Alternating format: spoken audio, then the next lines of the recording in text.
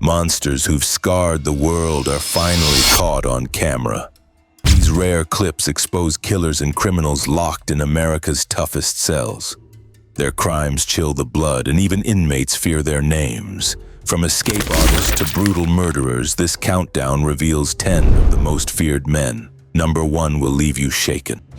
Number 10, Dennis Rader. Dennis Rader, who was born on March 9, 1945 in Pittsburgh, Kansas, was known as the BTK Killer. Bind, torture, kill. A Cub Scout leader and president of Christ Lutheran Church, he lived a double life. On January 15, 1974, a Wichita home became a house of horror as he broke into the Otero family's home, strangling Joseph, 38, Julie, 33, Joseph Jr., 9, and Josephine, 11, with cords and bags. He killed 4 more between 1974 and 1986.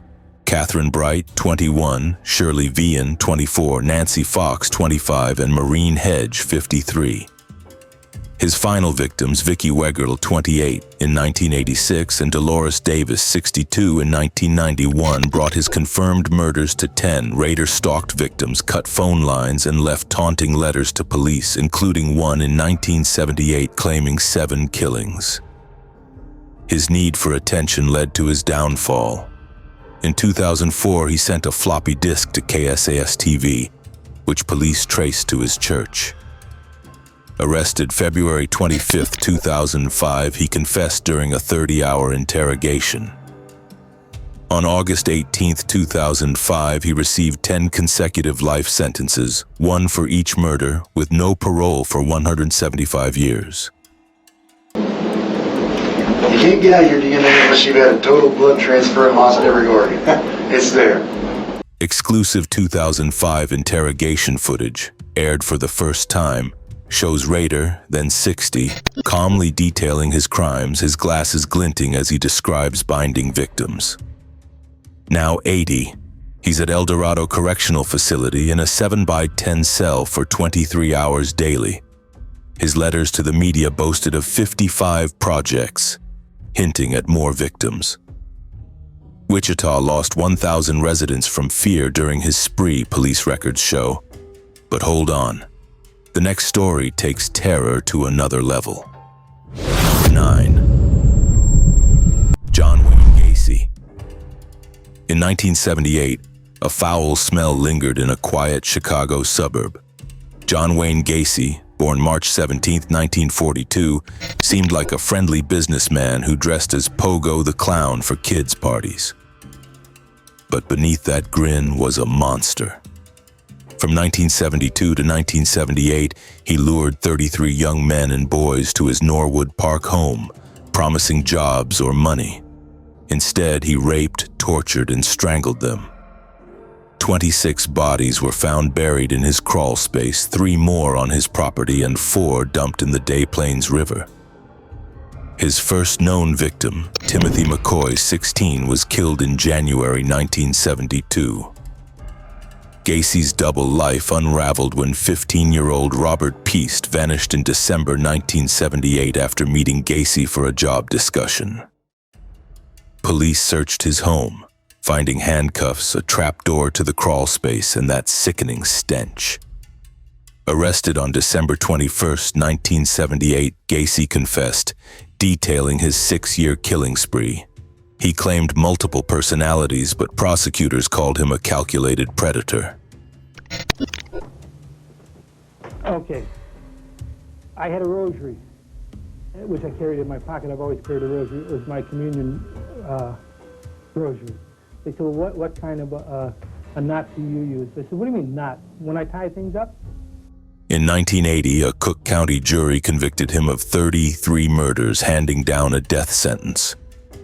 Rare footage from his 1980 trial, aired for the first time, shows Gacy smirking as victims' families wept, his eyes cold and unrepentant.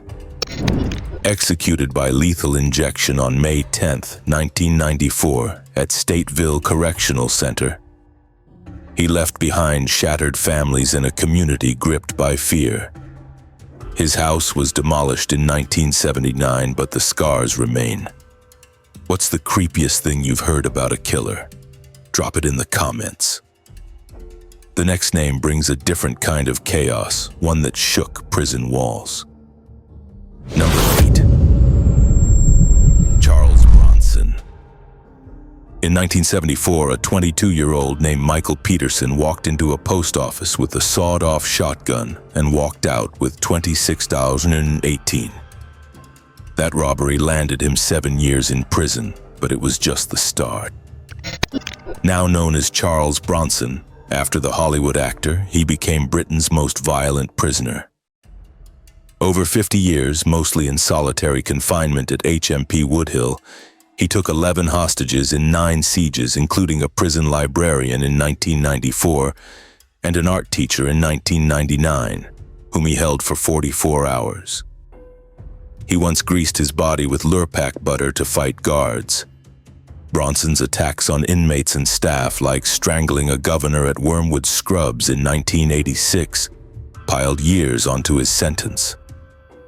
By 2023, his life term would carry a minimum of 4 years. I love helping people, especially children and old folks. Now they keep drumming it into the public. I'm a danger. Well, who am I a danger to? I've never been a danger to the public. I love people. He's been moved 120 times across prisons like Broadmoor and Belmarsh, causing £500,000 in damage from rooftop protests. Yet, he's also an artist, his drawings fetching up to £30,000, and he wrote Solitary Fitness detailing his 3,000 daily push-ups. Exclusive 2023 parole hearing footage shows Bronson, now 72, grinning defiantly, claiming he's a born-again artist. Denied release, he still fights for freedom, backed by a former hostage in 2025. Ever seen someone turn chaos into art? Comment yes below. The next story unveils a master of escape, slipping through bars like a ghost.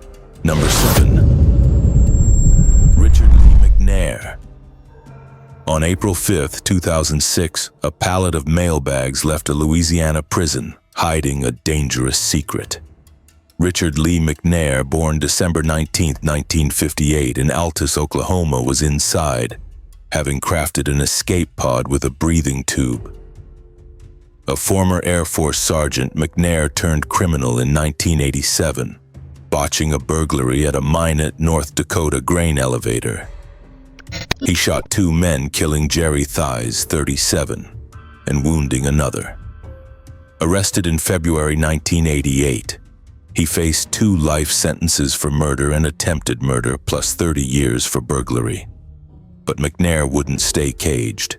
In 1988, he slipped handcuffs using lip balm, leading police on a chase before a fall from a tree ended it.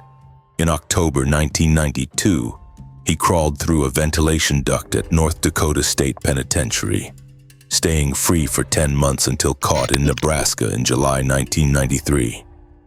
His boldest escape came in 2006 at USP Pollock. Hours after breaking out, Officer Carl Bordelon stopped him near railroad tracks.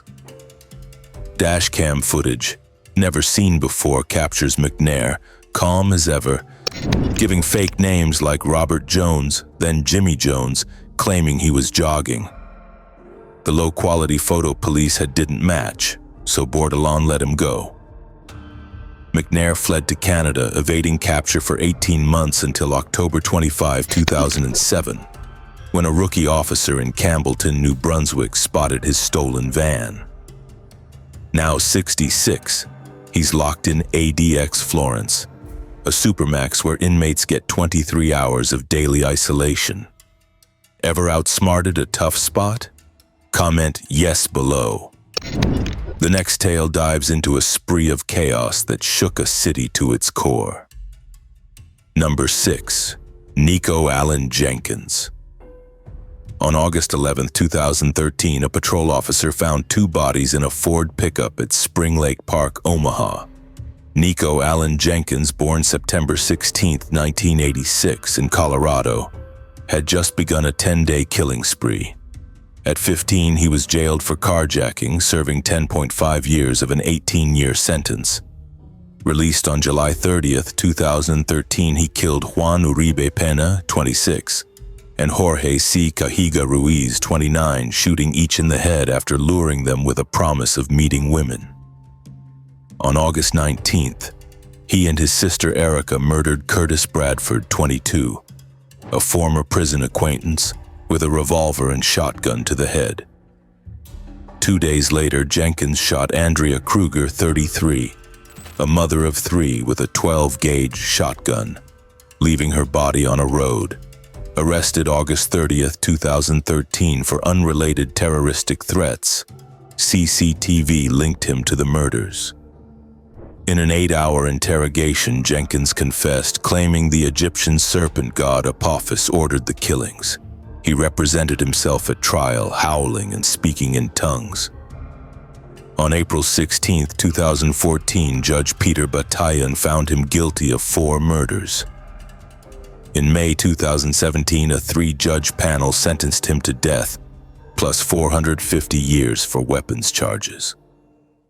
Newly released 2017 courtroom footage shows Jenkins, face tattooed with hieroglyphs, laughing as victims' families spoke. Now 38, he's on death row at Tecumseh State Correctional Institution, where he attempted suicide, slashing his throat in 2018. His family, including his mother and sister, faced prison for aiding him. A notorious gang leader's story awaits, and it's packed with high-stakes crime. If this video's got you hooked, hit that like button and comment your thoughts below.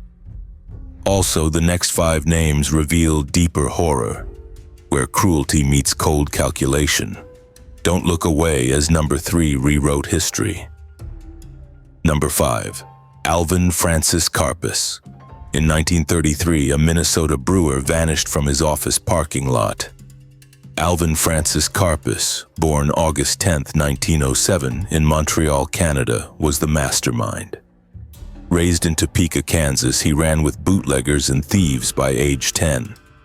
At 19, he landed in Kansas State Reformatory for burglary, escaping in 1929 with inmate Lawrence DeVole, caught stealing a car in 1930. He met Fred Barker in prison. Released in 1931, they formed the Barker Karpis Gang, a 25-member crew that terrorized the Midwest. Karpis, nicknamed Creepy for his sinister smile, planned bank heists and kidnappings with a photographic memory. In December 1931, they killed Sheriff C. Roy Kelly during a Missouri store robbery. In 1933, they kidnapped William Ham Jr., netting $100,000 ransom, followed by Edward Bremer Jr. in 1934 for $200,000. The FBI, using new fingerprint tech, found Karpas's prints on ransom notes. On May 1, 1936, agents swarmed his New Orleans hideout. J. Edgar Hoover personally arrested him. Karpis, the last public enemy number 1 taken alive, got life in Alcatraz, serving 26 years from August 1936 to April 1962, the longest term there. Released in 1969, he was deported to Canada, later settling in Spain. Previously unseen, 1962. Alcatraz transfer footage shows Karpis, calm but steely-eyed, boarding a prison van, his legend still haunting guards. He died August 26, 1979 in Torremolinos, Spain, from natural causes, initially mistaken for suicide. Ever planned something nobody saw coming? Comment yes below. Next, a chilling betrayal in a place meant for care awaits. Number 4. Lucy Letby. On February 17, 2016, a tiny baby girl born at just 25 weeks fought for life in a Chester hospital. Lucy Letby, born January 4, 1990, in Hereford, England, was the neonatal nurse assigned to her.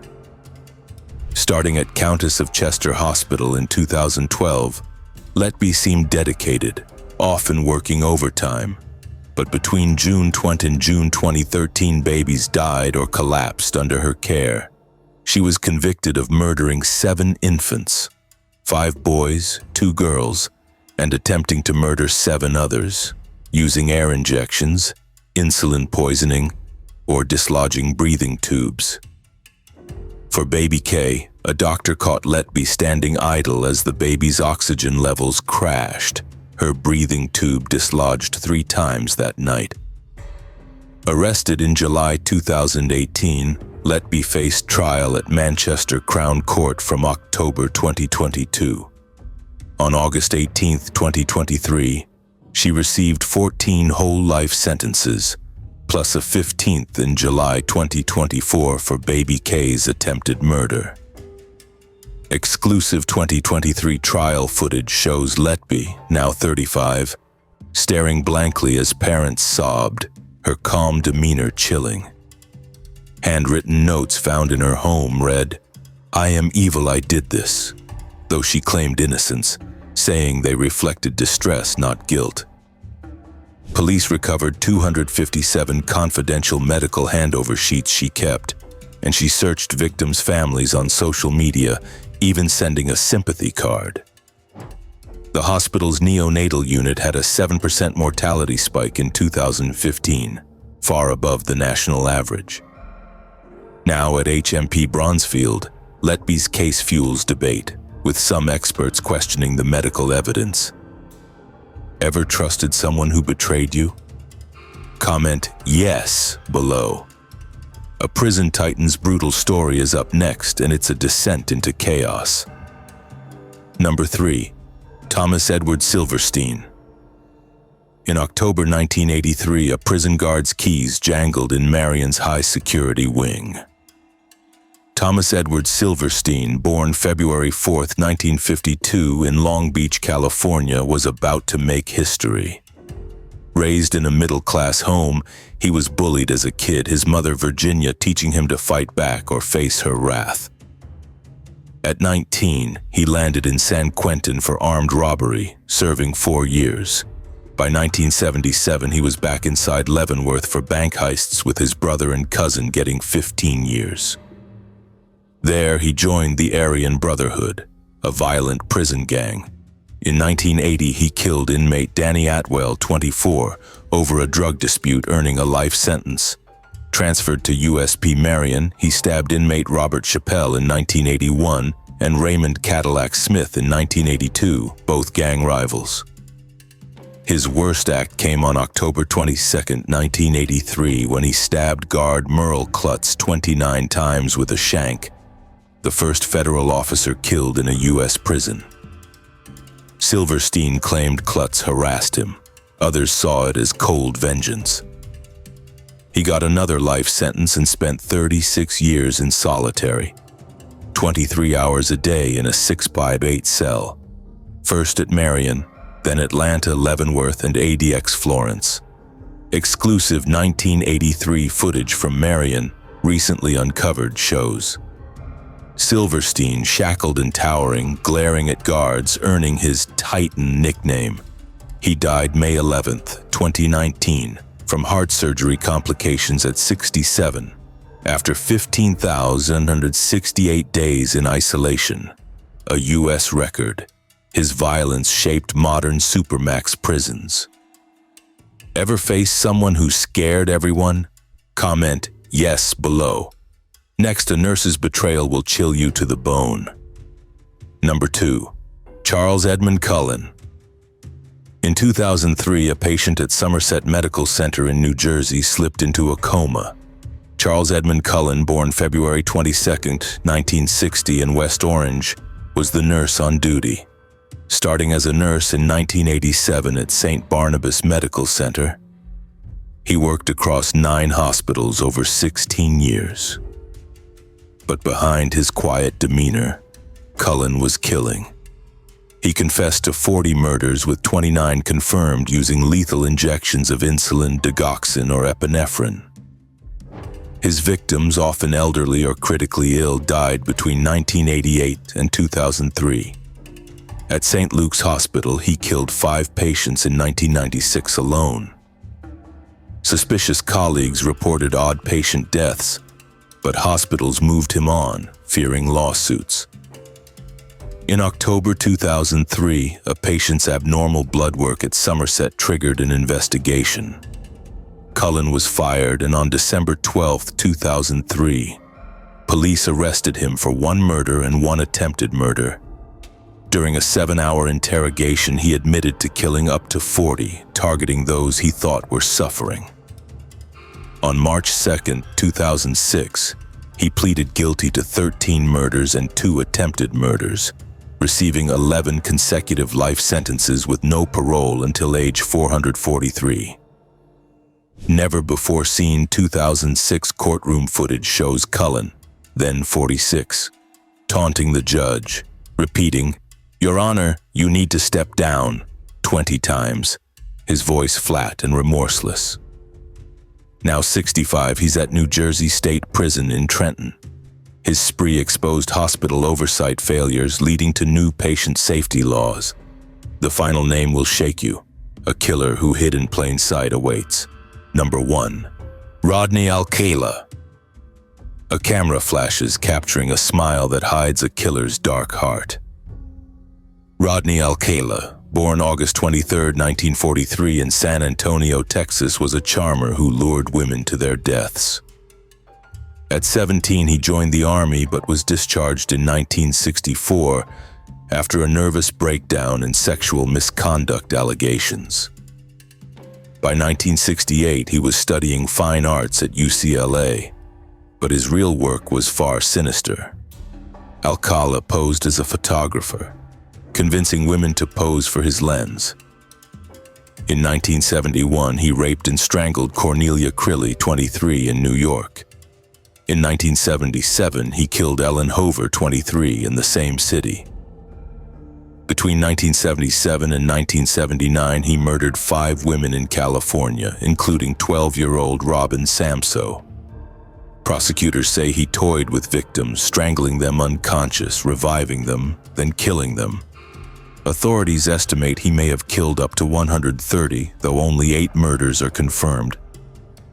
In 1978, Alcala appeared on The Dating Game, winning a date with Cheryl Bradshaw, who later refused to meet him, sensing his creepy vibe. That same year, he kept over 1,000 photos of women and girls, many in explicit poses, found in a Seattle storage locker in 1979. Arrested that July for Samso's murder, he faced 3 trials. The first 2 convictions in 1980 and 1986 were overturned, but in 2010, an Orange County jury sentenced him to death for 5 murders. In 2012, he pleaded guilty to the New York killings, earning 25 years to life. Never-before-seen footage from his 2010 trial shows Alcala, gray-haired and cold, staring down victims' families, his charm replaced by menace. He died of natural causes on July 24, 2021 at 77 in Corcoran State Prison, leaving a trail of grief. We've reached the end. If this video chilled you, like and subscribe to our channel for more gripping stories. Comment which killer shocked you most. Share your thoughts now.